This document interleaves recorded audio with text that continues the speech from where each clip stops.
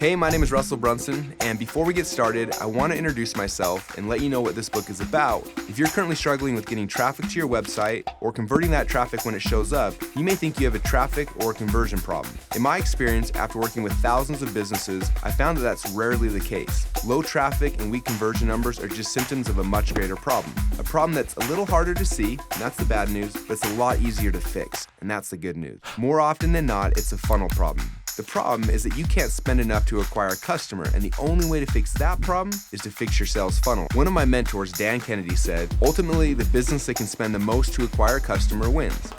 That is what this book is about. This book will take you on a journey to help you understand how to structure your company's products and services in a way that will allow you to make 2 to 3 times as much money from the exact same traffic you're getting right now. And when you follow these steps, you'll open the floodgates, allowing you to spend a lot more money to get a lot more new customers.